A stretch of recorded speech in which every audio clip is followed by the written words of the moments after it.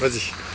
Voilà, donc, voilà, donc le début de mon délire, c'est à partir de celle-là, c'est celle-là qui, à partir de ce moteur que j'ai construit donc l'ensemble de la moto. Là, c'est donc la première moto, le 4 cylindres, la 2,5 4 cylindres qui tourne à 18 000 tours quand même.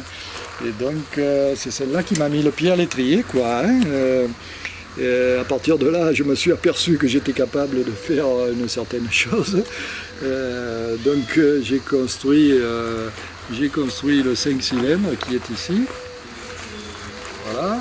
Alors donc bien sûr c'est des motos qui sont construites dans l'esprit des années 60-70, des motos de course, des motos de Grand Prix de cette époque-là. Donc là c'est un 5 cylindres, donc construit à partir du même moteur, du 2,5 CBRR donc. Et là j'ai rajouté un cylindre à droite, refait les vilebrequins, les arbres à cames bien sûr, et puis tout est fait en mécano-soudure, tout est assemblé à la main, il n'y a pas de machine. Bien sûr les vilebrequins je fais faire par quelqu'un dont c'est le métier. Qui me fait ça. Les arbres à cames, je fais les ébauches et après je fais tailler les cames dans l'ouest, dans une maison spécialisée.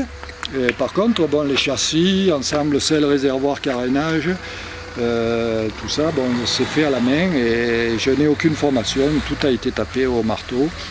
Donc voilà, tout est en aluminium. Les peintures sont faites à l'extérieur.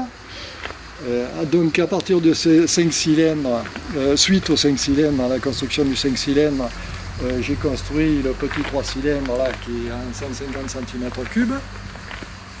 Donc pareil, j'ai enlevé un cylindre, cylindre gauche, et j'ai refait vilebrequin, les arbres à cames, tout ça. Et donc tout l'ensemble, c'est le carénage, le réservoir, voilà. Et là, ici, on peut voir, il y a un échappement, l'échappement du milieu, comme sur le 5 cylindres, l'échappement du milieu passe sous la selle, derrière les carbus, et vient sortir ici sur le flanc de la moto. Parce que le 5 cylindres, en fait, je me suis inspiré de la 125.5 qui a été donc champion du monde avec Luigi Taveri. Et donc j'ai reconstruit à peu près dans le même style avec l'échappement qui faisait le tour et qui passait, celui du 3e cylindre qui passait ici aussi sous les carbus et sous la selle. Voilà. Donc ici on a la 503 cylindres qui a été en fait, c'est celle qui a été la deuxième moto construite. Alors, dans l'esprit de la MV3, donc de la 500 MV3 qui a été champion du monde, c'est à partir, le moteur c'est un R6 Yamaha, dont j'ai enlevé le cylindre numéro 1. J'ai fait une cascade de pignon qui est de ce côté, donc côté gauche, à la place du cylindre numéro 1. Voilà, ici, une cascade de pignon. Et donc après c'est pareil, tout est maison, les échappements, le châssis, les réservoirs, selle, le carénage, enfin bon voilà, tout est maison. Et ça tourne à 16 000 tours, bon ça fait 94 chevaux quand même. Voilà. Et puis donc la dernière qui est ici, parce que je ne pouvais pas finir il me fallait un 6 cylindres. Donc j'ai construit un 6 cylindres, toujours pareil, à partir du 2,5 4 cylindres, et en rajoutant un cylindre à droite, un cylindre à gauche. Voilà, et pareil, alors selle, carénage, châssis, les échappements également, tout fait à la main, quoi, tout est fait à la main. Et là, elle frise les 20 000 tours, quoi, voilà. Un moteur qui tourne vite, donc bien sûr les vilebrequins, arbres à cames, tout est refait parce que bon c'est pas, on ne fait pas comme quelqu'un m'avait dit un jour, mais comment tu fais avec ton vilebrequin du 4 cylindres pour en faire un 6 cylindres? Non, Un vilebrequin de 4 cylindres, ça reste un vilebrequin de 4 cylindres. Déjà, le calage n'est pas le même. Moi, tous mes moteurs là, qui sont ici, que j'ai construits, sont tous calés à 120 degrés.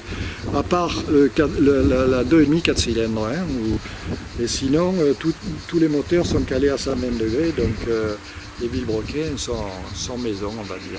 Voilà. Ça a repris la poussière parce qu'en rentrant, j'ai fait toutes les vérifs que je devais faire en rentrant de là-haut. Là. Regarde, je me suis mis à faire des bouchons de carbure en silicone. Mais c'est compliqué. Hein. Mais comment tu as fait en silicone? Ah ben, j'ai fait les moules, mâle femelle, et je coule le silicone.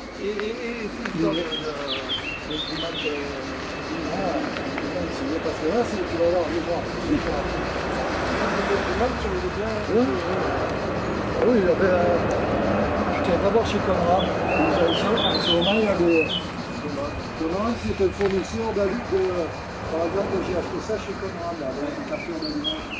Ouais, tu vois, alors là, j'ai toujours un peu des petits trous. Il y en a qui... C'est plus ou moins... Ouais. C'est pratique, hein. Ouais, voilà, tu vois. D'accord. Ouais. Tu fait les moules. Oui. Et... Ouais, mais avec l'imprimante 3D, là... Ah ouais. Je crois que c'est ça. Oui, il faut faire un programme, après il faut faire un essai, quoi. Ouais. Je sais pas comment ça marche. Voilà, moi non plus, mais... Et tu dois avoir le logiciel avec elle de toute façon, certainement, quoi. Là, je m'en achète une parce que c'est certes. J'ai le collègue là, enfin, c'est un collègue à Jean-Claude. Il est venu, j'ai prêté une grille d'admission de Beauvais, il en a fait une. Ah ouais? Le modèle, il en a fait une en 3D. Mais c'est pas trop rigide. Ouais. Si? Alors, chez Conrad, je t'envoie le truc. Ouais. Et ben, j'ai vu j'ai reçu un truc là, il m'a envoyé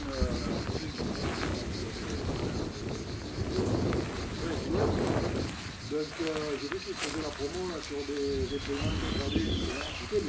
La première c'est à 400 euros je crois, c'est 45 €. Et sinon après tu en as une super à 2 000 €, mais bon. Il faudrait que tu me renseignes. Je te passerai ça, de toute façon je te passe la date, tu verras, il y a des prix dessus.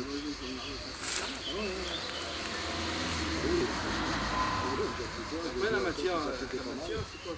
C'est du fil là. Donc oui.